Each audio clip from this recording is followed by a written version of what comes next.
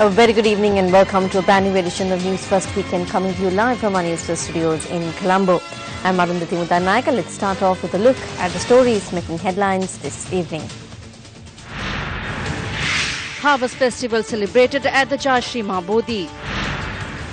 Former President comments on the future of the Yahapalaniya government. Cabinet reshuffle ahead of the new year. Statement from Akila Viraj. Will not accept appointment letters without change. A warning from UNP backbencher Bandarigoda. Sri Lankan boxer Anusha advances to semi-finals at the 2018 Commonwealth Games.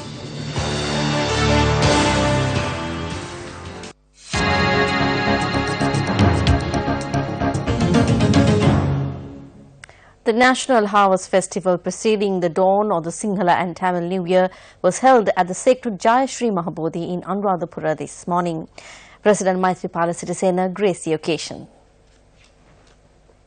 The President paid homage to the sacred Sri Mahabodhi and obtained blessings.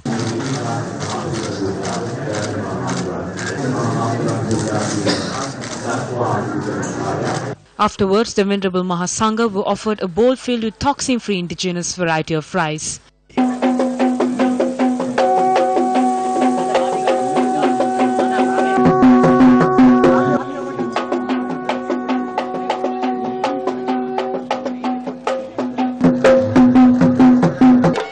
The pure honey bowl traditionally offered to the sacred Jayashree Mahabodhi was handed over to the President by Uruvarge Wanila Atto, the leader of the Sri Lanka's Adivasi tribes.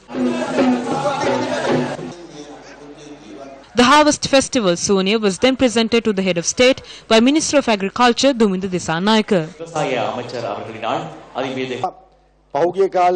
During the recent past, we had a request from the farming community, that is to provide fertilizer at a concessionary rate. We as leaders and a government who listen to the public have re-implemented the old program of providing a bag of fertilizer for 500 rupees for 2 hectares of paddy cultivations via agrarian centres. Farmers of other crops like coconuts, vegetables or fruits also have the opportunity to obtain subsidized fertilizer. Subsequently, the President handed over identity cards to the members of the National Federation of Farmers Organizations and distributed endemic varieties of seed paddy.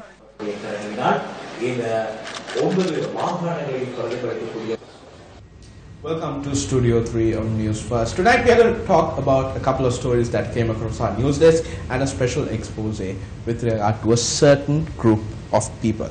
Now this morning at a media briefing held this in Colombo, Minister Akila Viraj Karyavasam said that following a meeting between the President and the Prime Minister, a decision was reached to enact a cabinet reshuffle later this week. Now, this is another cabinet reshuffle for this government. He also said during this media briefing that the 16 SLFP ministers who voted against the Prime Minister during this no confidence motion should resign from the government.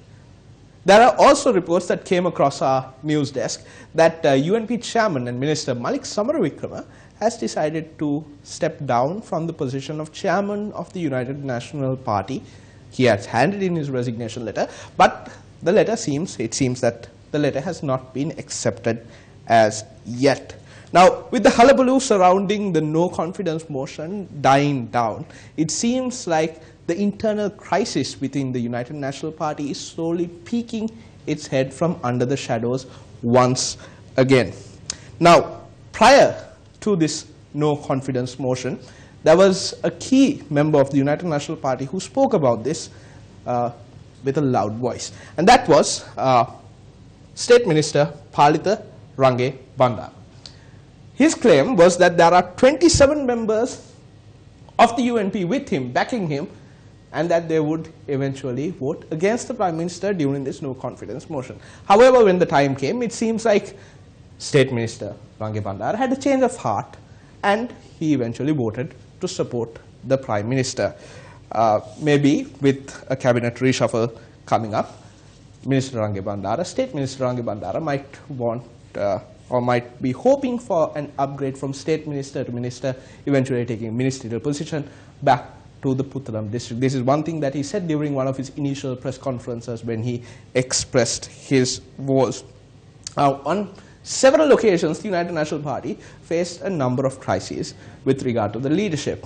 And these crises were averted with certain actions that were taken, the formation of leadership councils, leadership generations, or various other councils of this nature, and even the changes to constitution of the United National Party. Now, actions like this drove party seniors, people like Imtiaz Bakir Makar, people like Sirisena Kure, they distanced themselves because of such actions. Individuals like Dayasiri Jayasekara, Lakshman Senviratna, Johnston Fernando, and, or rather, I missed one, Johnston Fernando. These people also moved away from the party because of such actions, because of changes that were made. Now, people like Sujiva Senasinghe, Tata Atukorala, Ranjit Madhuma Bandara, and Buddhika Pathiran. Now, these are people that fought for the United National Party to create changes or to bring about reforms in the party while staying in the party. But still, their efforts seems to have gone west because no reforms can be seen as of yet. Then, a bit before the no confidence motion, we saw Minister Sagar Ratnayaka stepping down from the position of Minister of Law and Order and promptly receiving another portfolio, and that ministry eventually settling in the hands of Ranjit Madhuma Bandara. Now, you heard the report of Minister Malik Samaravikrama deciding to step down from his ministry. Now, the intelligent people of this country could think, well, is this another plan, a ploy, a facade brought in front of us to divert the attention from the real crisis? It is not our place to say whether these are true or not. We merely bring you the facts that are there and let you decide on what is true and false. That being said, it seems like backbencher, UNP backbencher, Bandula Bandarigoda has his own opinion on what is happening. Let's listen to what he has to say. During the no confidence motion, we protected both the party and our party leader unconditionally. That does not mean that we are a group that will remain idle. This does not mean that we approve the bond scam. The party faithful want to see new leaders that can take this party to victory. We call on the party to make a real change that can be felt and not resort to facades like committees or councils. If we do not see this change take place, we are prepared to hand in our letters of resignation.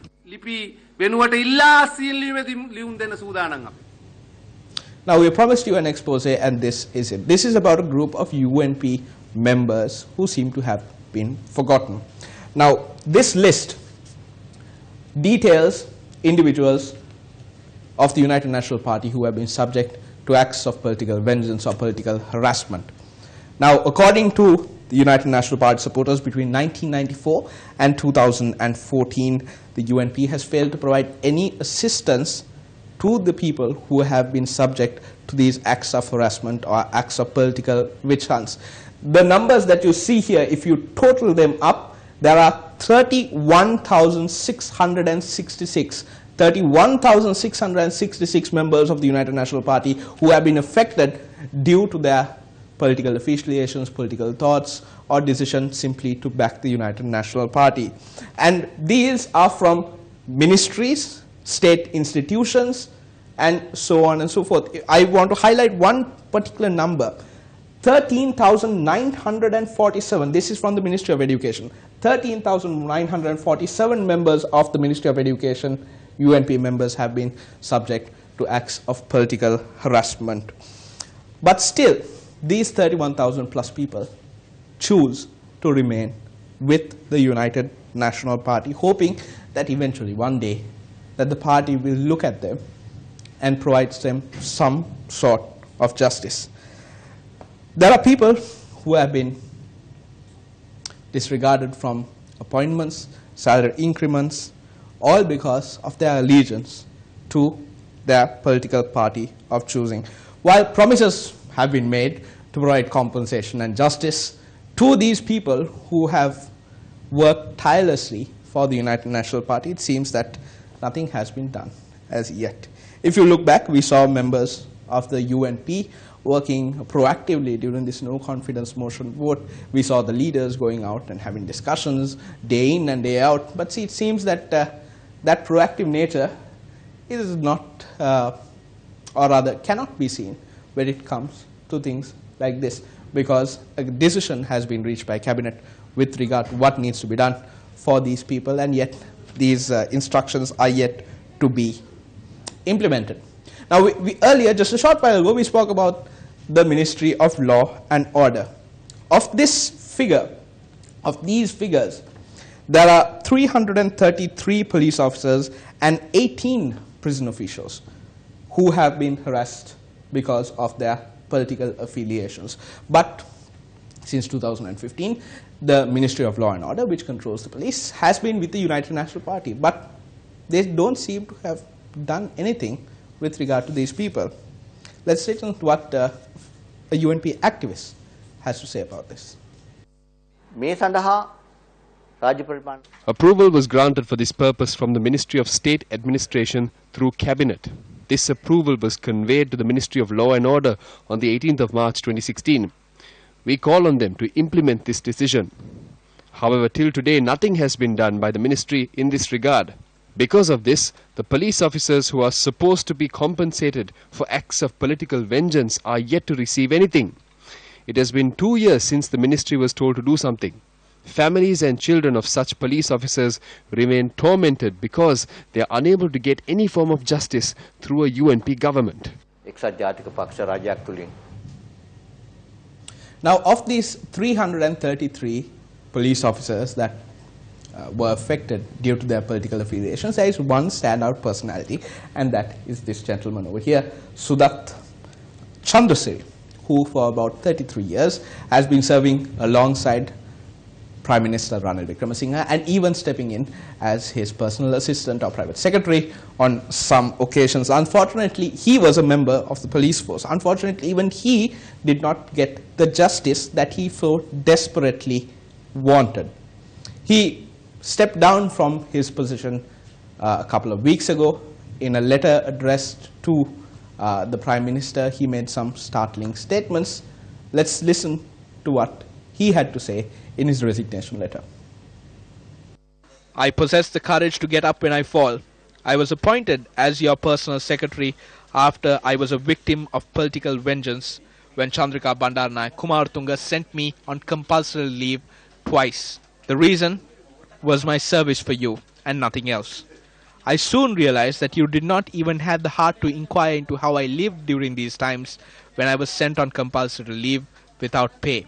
There were 76 cases that were being investigated about me by the Criminal Investigations Department, including the bombing of the premises of the Municipal Council. Under your governments in 2001 and 2015, nothing happened to the political revenge that I underwent. I do not even have a pension today. When I brought this matter up with you, your response was to inform Sagala. When I did that, his response was to appeal to the Sirikota like everyone else. To this day, the documents are still at Sirikota. Now, let's listen to what Maitri Gunaratne and Tissa Attanayake have to say about all this. The UNP saves the Prime Minister's job. But what has happened today? Justice has not been meted out to the 30,000 UNPers who have been subject to acts of political vengeance. According to what we know, all these files have been burned. These files are no longer there. No one speaks about it.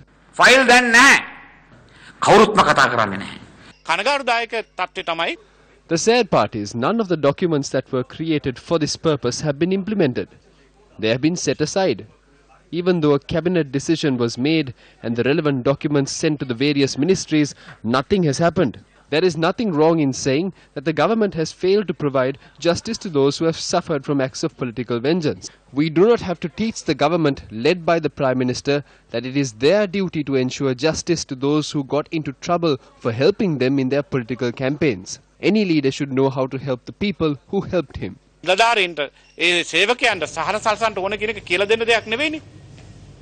Now, when issues like this were raised by the media, it might have hurt the feelings of some people, but what we do is merely highlight their actions or in some cases their inactions. When the Prime Minister was victorious over his no confidence motion, thugs attempted to intimidate the media. Thugs attempted to intimidate us.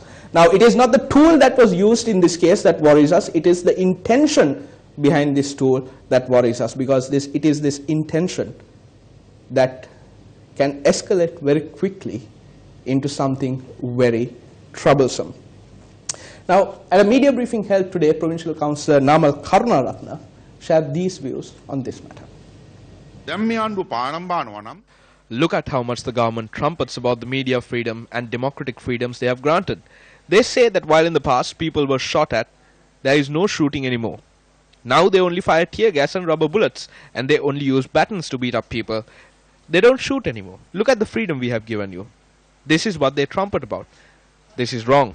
No investigation was undertaken and no one was arrested or punished with regard to the bombing of Sirasa. What did they do after the no confidence motion?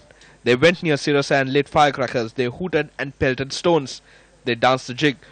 We also condemn this shameless intervention of Kitsiri Rajapaksa, a fawning loyalist of Ranil Wickremesinghe. They went near Sirasa, danced the jig, and in the next frame we saw this lot near Ranil Wickremesinghe at the Ganga Ramaya. They went there, pelted stones, hooted and danced like demons, and then came to listen to Pirith. They harassed Sirasa on the day with the full awareness of Prime Minister Ranil Wickremesinghe. The media were reporting on the real situation in the country. This is what Sirasa did too. We reiterate the following to the government. Those who acted in an unruly manner have been identified. They must be taken into custody immediately. Mr. Prime Minister, if you claim that you are not involved in this at all, then you have the opportunity now to immediately arrest these shameless people, enforce the law and mete out punishment, proving your innocence.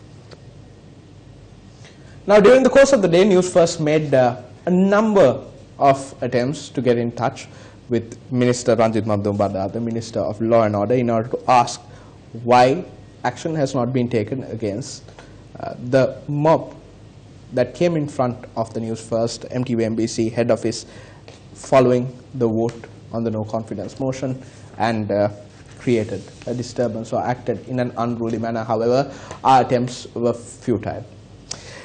However, artists all around the country have come forward to express their disappointment about the incidents that transpired on that day. The Independent Arts Alliance condemns with the utmost distaste the attack on the media, violating public rights and shrinking the space for the people to get information at a time when media freedom needs to be affirmed and space should be allowed to ensure that people receive correct information. The Independent Arts Alliance will stand by any media organization, print or electronic, when incidents like this occur. We believe the people should not remain silent if this is how they act, like a pack of unchained mad dogs. The fireworks display in front of Sirasa was not only a challenge to Sirasa but a threat to all media in Sri Lanka who are working to reveal the truth. As the Independent Arts Alliance, as artists and on behalf of all civilized people in the country, we condemned with utmost distaste this intimidation of one of the oldest private media channels in the country. We wish to remind the government that the black stains which come about as a result of such low acts cannot be removed from history. It is the responsibility of a media institution to report the truth on what is happening in society and inform the public. If certain groups act in such an indisciplined manner when something goes against them, it is not a sign of a good political culture. We consider this as an uncivilized and unruly act of thuggery. Media freedom should be highly valued and prioritized in a country, especially by the government. Attempting to intimidate the media in this way, even if it is not an outright attack, it is violation of democracy. If you are unable to bear it when something is being reported about you or when a media institution is acting against you, for whatever reason after you come into power and you engage in threatening or intimidating activity, I do not condone it. I condemn it. There are ideological differences in politics. This should lead to intelligent discourse and not oppression. If oppressive actions are being used to silence another faction, then we are moving backwards as a country. We see this incident in front of Syria's office as an attempt to use power to establish their opinion and oppress those with different opinions. We condemn this. This is not what we expected from this government. We're now going for a short commercial break, but stay with us. Arundhati has more local news for you on the other side of this. Former President Mahinda Rajapaksa visited the Negombo prison today to look into the well-being of parliamentarian Sanath Nishantha, who is in remand custody.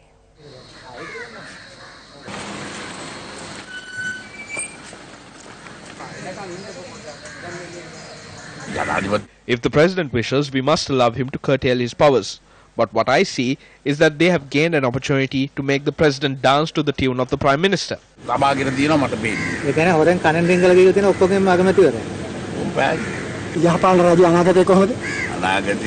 must ask the people about the future. They have showed how it should be. The UNP has already started their fight. There are many internal conflicts.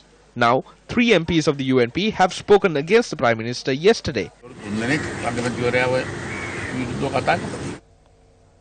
The joint opposition convened a media briefing in Colombo today. Look at what will happen from next week. You will see the results of the no confidence motion. I think the Central Working Committee of the Sri Lanka Freedom Party will convene tomorrow. I think the party has come to a decision about the 16 MPs led by SP Dissanayake who voted with us. At a moment when the opposition leader is not upholding the duties of the opposition, we gladly welcome any member from the governing party to the opposition. That means we are hoping to discuss this at the party leaders' meeting. Unexpected changes may take place and the numbers in the government and the opposition may change. The Sri Lanka Army is preparing to release 683 acres of land currently occupied by the military in the Jaffna district. Army spokesperson Brigadier Sumit Athapathu said the land will be handed to Jaffna District Secretary on the 16th of April. He further said the decision was taken after verifying the original owners of the land. The Brigadier also said the decision was reached following a review on whether releasing the land in the Palali area would have an adverse impact on the security in the area.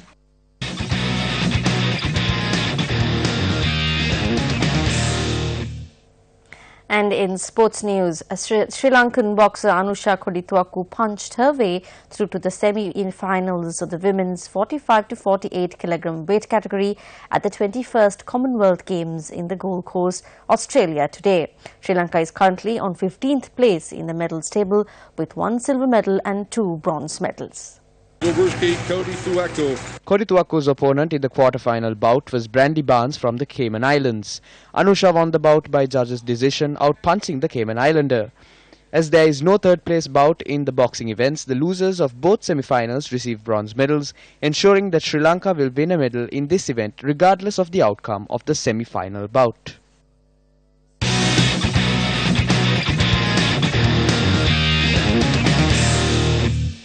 And with that, we wrap up tonight's edition of Weekend Primetime News. Thank you very much for joining us. Have a great week ahead of you. Good night.